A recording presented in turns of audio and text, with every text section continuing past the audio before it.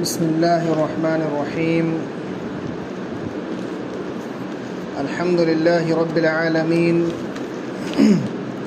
وبه نستعين وصلى الله على نبينا محمد وعلى آله وصحبه أجمعين. أما بعد، أعوذ بالله من الشيطان الرجيم. بسم الله الرحمن الرحيم. إياك نعبد وإياك نستعين اهدنا الصراط المستقيم.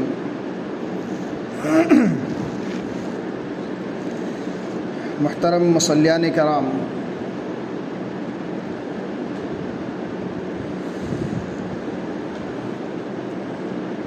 سورہ فاتحہ کی تفسیر چل رہی ہے.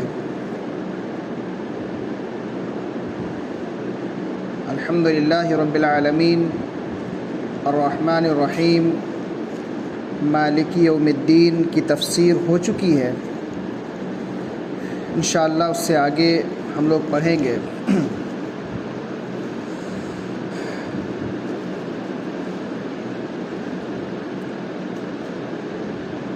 ایاک نعبد و ایاک نستعین.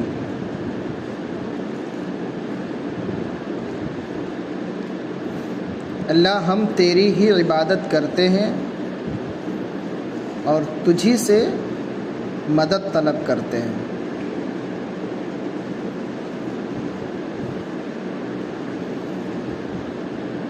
بعض سلف سے منقول ہے کہ پورے قرآن کا راز سورہ فاتحہ ہے، اور سورہ فاتحہ کا راز یہ آیت ہے، ایاک نعبد و ایاک نستعین. اس کے دو حصے ہیں. پہلے حصے میں اللہ رب العالمین کی توحید کا اقرار کیا جا رہا ہے، شرک سے بیزاری کا اعلان کیا جا رہا ہے. ایاک نعبد، اے اللہ ہم تیری ہی عبادت کرتے ہیں، یعنی تیرے ساتھ کسی دوسرے کو شریک نہیں کرتے ہیں، کیونکہ اللہ کے ساتھ کسی اور کو شریک کرنا شرک ہے اور یہ توحید نہیں ہے. توحید صرف ایک اللہ کی عبادت کرنا ہے. وَإِيَّاكَ نَسْتَعِينُ، اس حصے کے ذریعہ ہم اپنی کامل طاقت و قوت کا انکار کرتے ہیں کہ ہم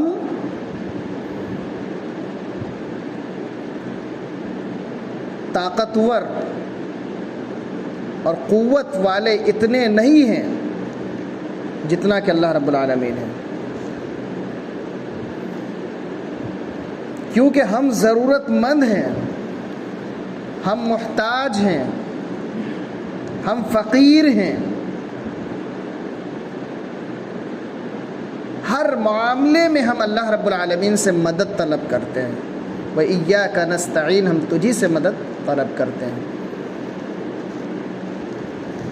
اس سے پہلے جتنی بھی آیات الحمدللہ رب العالمین الرحمن الرحیم مالک یوم الدین، ان تمام آیات میں کسی کو مخاطب نہیں کیا گیا ہے.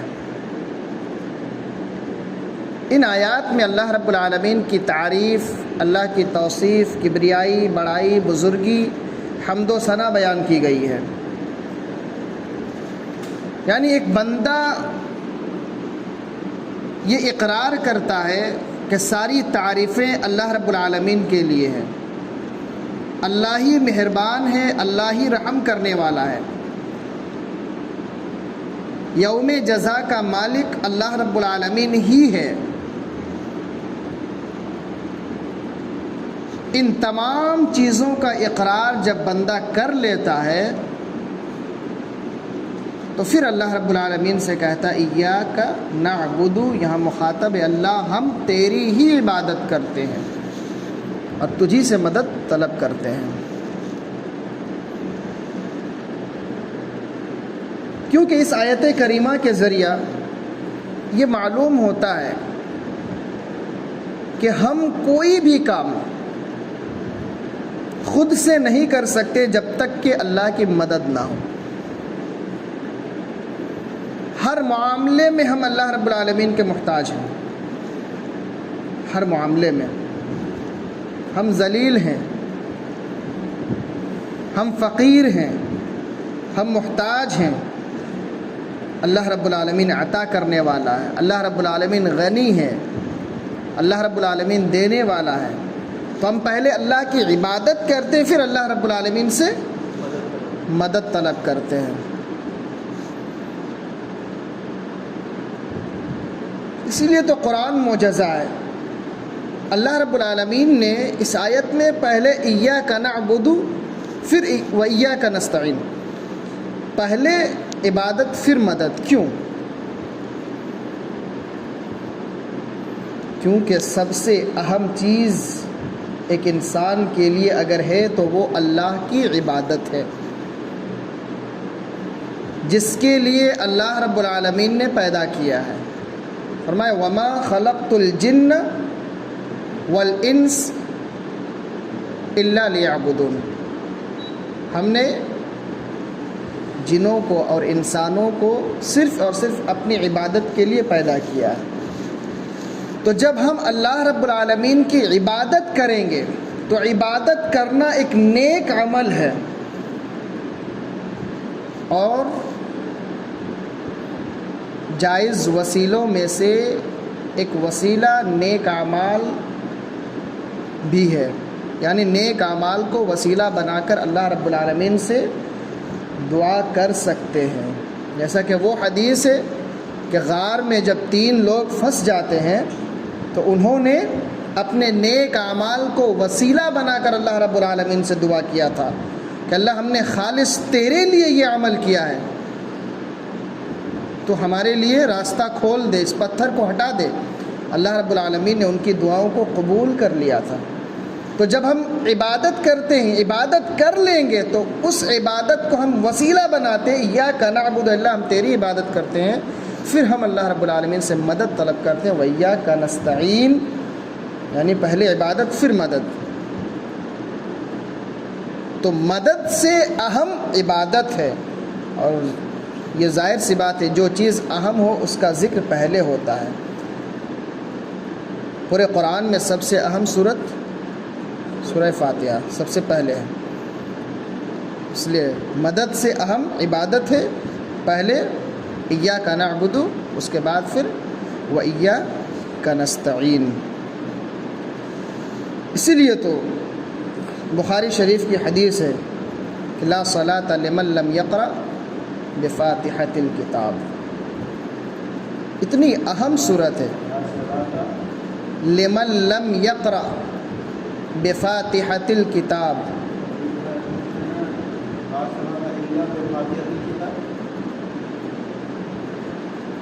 جی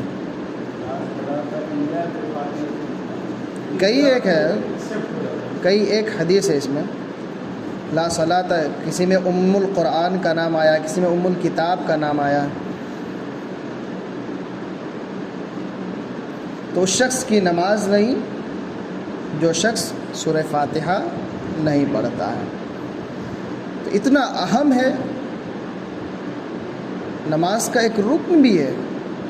اسی وجہ سے تو اگر کوئی شخص سورہ فاتحہ نہیں پڑھتا ہے تو پھر اس کی نماز نہیں ہوتی، جس رکعت میں نہیں پڑھتا اس رکعت کو دہرانا پڑتا ہے۔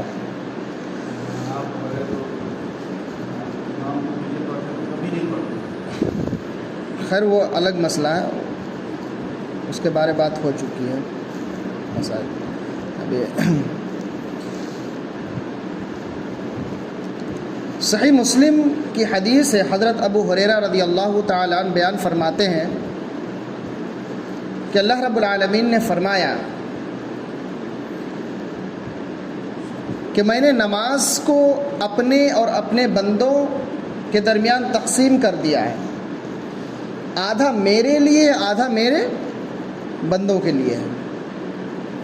اللہ رب العالمین فرماتا ہے کہ جب میرا بندہ کہتا ہے الحمدللہ رب العالمین، تو اللہ رب العالمین کہتا ہے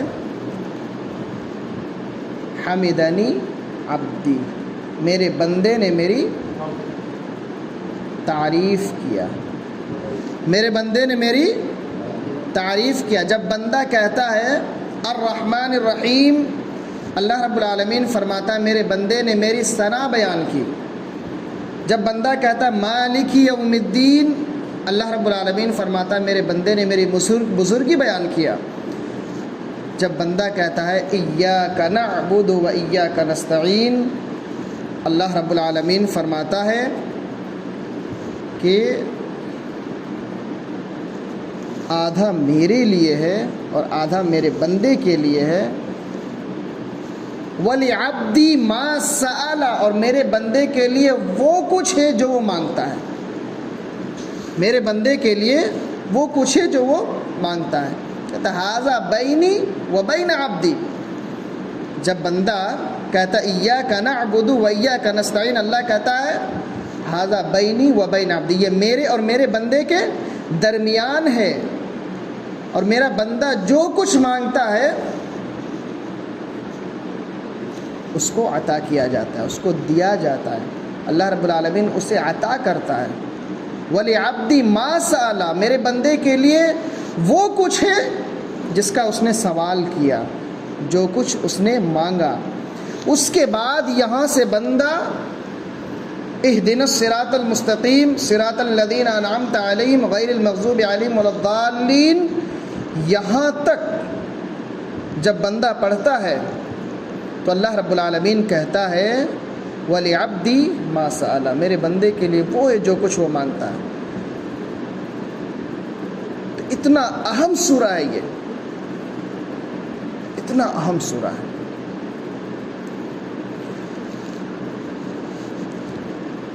تو یقیناً ایاک نعبد و ایاک نستعین کہ ہم اللہ رب العالمین کی عبادت کرتے ہیں خالص، کہ اللہ ہم تیری ہی عبادت کرتے ہیں اور تجھی سے مدد مانگتے ہیں، مدد طلب کرتے ہیں۔ تو ایاک نعبد و ایاک نستعین کی یہ تفسیر ہوئی۔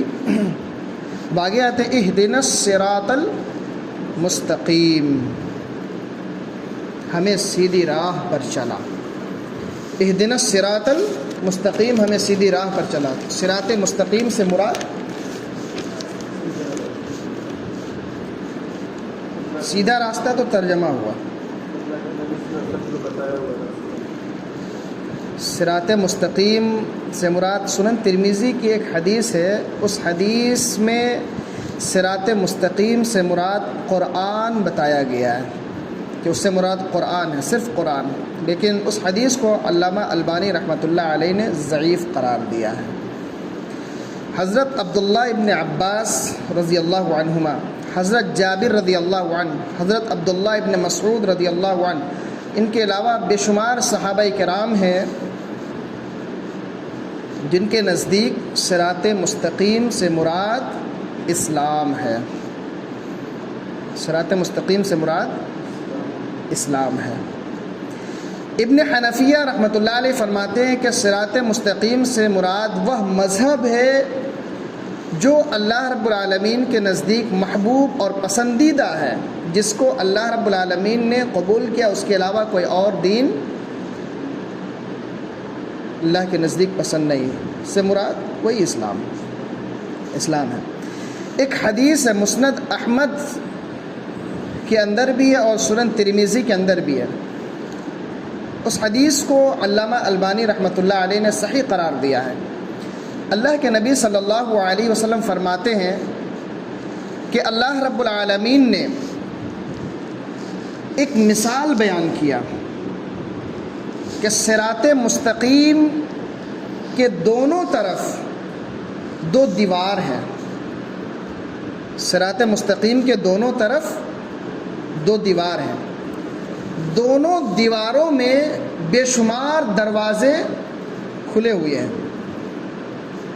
بے شمار، دونوں دیواروں میں بے شمار دروازے کھلے ہوئے ہیں، تمام دروازوں میں پردہ لٹکے ہوئے ہیں۔ صراط مستقیم کے دونوں طرف دو دیوار ہے، ان دیواروں میں بے شمار دروازے ہیں، ان دروازوں میں پردے لٹکے ہوئے ہیں۔ جو صراط مستقیم ہے اس پر ایک پکارنے والا پکارتا ہے کہ لوگوں اس راستے کی طرف آؤ، ادھر ادھر جھانکنا نہیں، ادھر ادھر دیکھنا نہیں، ادھر ادھر جانے کی کوشش مت کرنا ورنہ گمراہ ہو جاؤ گے۔ جب اللہ کے بندے اس راستے سے گزرتے ہیں اور کوئی ان دیوار کے دروازوں کو کھولنا چاہتا ہے، ان کی طرف جانا چاہتا ہے، تو ایک اور شخص پکارتا ہے، آواز لگاتا ہے کہ اس دروازے کو کھولنا نہیں ورنہ گمراہ ہو جاؤ گے، اسی کی طرف چلے جاؤ گے، ان دروازوں کی طرف نہ جانا ورنہ گمراہ ہو جاؤ گے۔ اللہ کے نبی صلی اللہ علیہ وسلم فرماتے ہیں کہ صراط مستقیم جو سیدھی راہ ہے، اس راہ سے مراد اسلام ہے، اس کے دونوں طرف جو دروازے ہیں ان دروازوں سے مراد اللہ کی، وہ دروازے کیا ہے؟ اللہ کی حدیں ہیں جن کو ہم کراس نہیں کر سکتے ہیں، توڑ نہیں سکتے ہیں، اور وہ جو دروازے ہیں بے شمار دروازے، وہ اللہ رب العالمین کی حرام کردہ چیزیں ہیں۔ اور صراط مستقیم پر جو ایک پکارنے والا پکارتا ہے اس سے مراد قرآن ہے، اس سے مراد قرآن ہے۔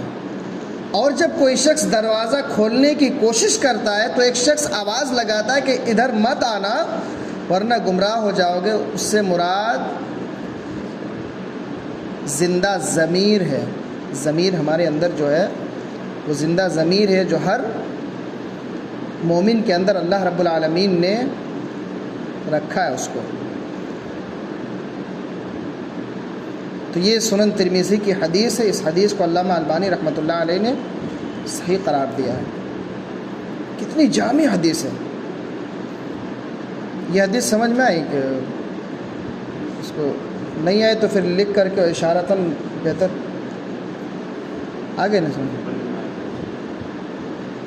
راستہ سیدھا، اسلام کا راستہ سیدھا ہے، داہنے بائیں اگر آپ ادھر ادھر دروازے میں کام مت کیجیے گا، کہیں اس میں پھنسیے گا، کہیں کوئی مسئلے میں پھنسیے گا، کہیں وہ حرام راستے ہیں، حلال میں پھنسیے گا، کہیں کئی اماموں میں جا کے پھنسیے گا، کئی بزرگوں کے راستے میں پھنسیے گا، کئی پیروں کے راستے میں پھنسیے گا، سب پھنسنے کا راستہ سب ہے، دروازے سیدھا راستہ ویسے راستہ ہے۔ حضور صلی اللہ علیہ وسلم کے ذریعے جو دکھایا دیا قرآن اور حدیث کوئی میرا سیدھا راستہ ہے۔ تو راستے میں کسی کا گاڑی ہے وہ لڑکا بچ رہا ہے،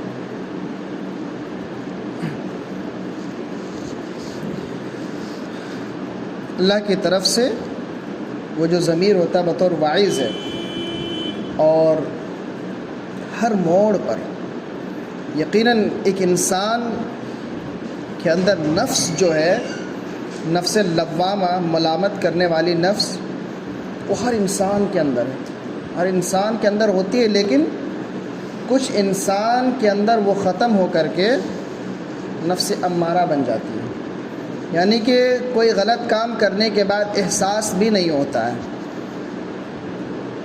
لیکن عام طور پر مسلمانوں کے اندر نفس لوامہ ہے کہ مسلمان کوئی غلط کام، حرام کردہ کام کو اگر کرتے ہیں تو خود بخود ایسا احساس پیدا ہوتا ہے کہ ہم نے غلط کیا ہے، وہ نفس ہمیں ملامت کرتی ہے کہ اللہ کے بندے یہ نہیں کرنا تھا، ایسا تم نے کیوں کیا؟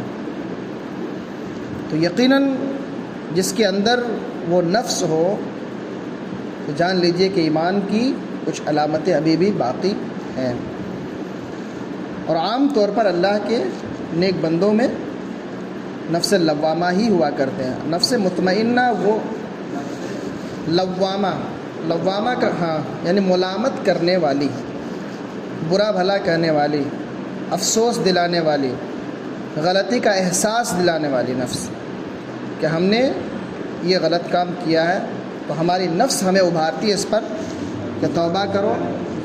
نفس امارہ یہ عام طور پر کفار مشرکین کی نفسیں ہوا کرتی ہے کہ وہ غلط کرنے کے بعد بھی اس کا احساس نہیں ہوتا انہیں، اور نفس مطمئنہ یہ انبیاء کرام علیہ الصلاۃ والسلام کی نفسیں ہوا کرتی ہیں جو کوئی بھی کام کرتے وہ اطمینان بخش ہوتے ہیں.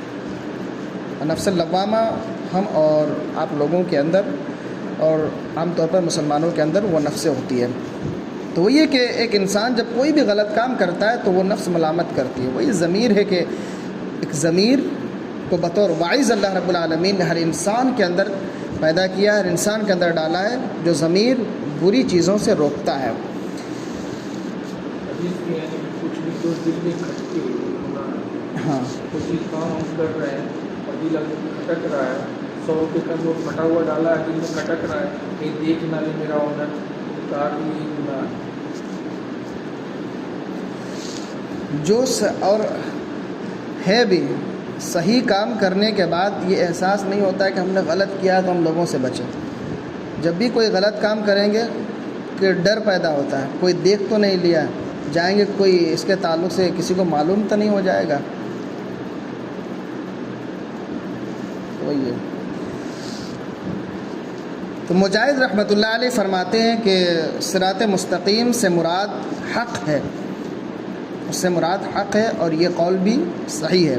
اسی طرح ابو العالیہ فرماتے ہیں کہ اس سے مراد اللہ کے نبی صلی اللہ علیہ وسلم اور آپ کے 2 خلفائے راشدین ہیں، ابو بکر صدیق رضی اللہ عنہ اور عمر فاروق رضی اللہ عنہ، یہ 2 ہیں.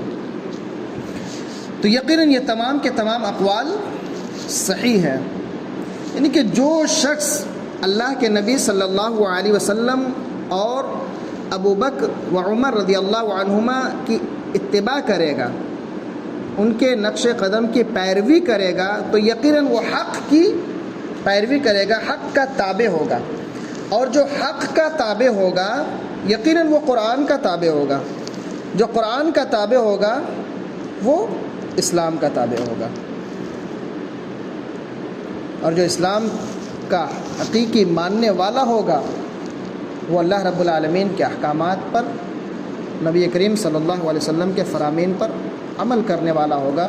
اور ان تمام چیزیں صراط مستقیم میں آتی ہیں، یعنی سیدھی راستے، سیدھی راہ، اور وہ اللہ رب العالمین کی کتاب اور نبی کریم صلی اللہ علیہ وسلم کی سنت ہے. تو یہ ہے ایاک نعبد و ایاک نستعین اور اہدنا الصراط المستقیم کی تفسیر. ایک مرتبہ ترجمہ دیکھ لیتے ہیں. الحمدللہ رب العالمین، تمام تعریفیں اللہ رب العالمین کے لیے، اللہ کے لیے جو سارے جہان کا رب ہے. الحمدللہ رب العالمین، تمام تعریفیں اللہ کے لیے جو سارے جہان کا رب ہے.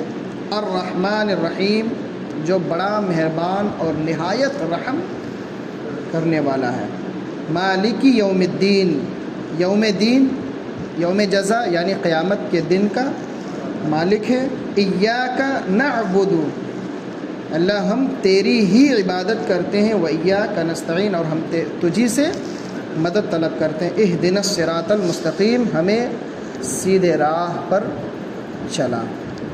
تو یقیناً مالکی یوم الدین تک صرف اللہ رب العالمین کے لیے. ایاک نعبد و ایاک نستعین، یہ اللہ کے لیے اور بندے کے لیے. اس کے بعد بندوں کے لیے ہے. ایک بندہ جو بھی سوال کرتا ہے اللہ رب العالمین اسے عطا کرتا ہے. اور یقیناً سب سے پہلا سوال اللہ رب العالمین سے ایک بندہ یہی کرتا ہے کہ اہدنا الصراط المستقیم، اللہ ہمیں سیدھے راہ پر چلا. تو یقیناً اگر ہم سچے دل سے اللہ رب العالمین سے دعا کریں تو انشاءاللہ اللہ رب العالمین ہمیں سیدھے راہ کی طرف گامزن کر دے گا. تو اللہ رب العالمین سے دعا ہے کہ الہ العالمین تو ہمیں کتاب و سنت کی صحیح سمجھ عطا فرما اور قرآن و حدیث کے مطابق عمل کرنے کی توفیق عطا فرما. اللہ صراط مستقیم کی طرف ہمیں گامزن کر دے. اللہ خالص تیری عبادت کرنے کی توفیق عطا فرما. اللہ تجھی سے مدد طلب کرنے کی توفیق عطا فرما. اللہ ہم یقیناً فقیر ہے، تو غنی ہے. اللہ ہماری محتاجگی کو دور فرما دے. یقیناً تو ہی دور کرنے والا ہے. اے رب العالمین ہماری دعاؤں کو قبول کر لینا. آمین. تقبل یا رب العالمین. سبحانک اللہم و بحمدک، اشہد ان لا الہ الا انت، استغفرک و اتوب الیک. السلام علیکم ورحمۃ اللہ وبرکاتہ.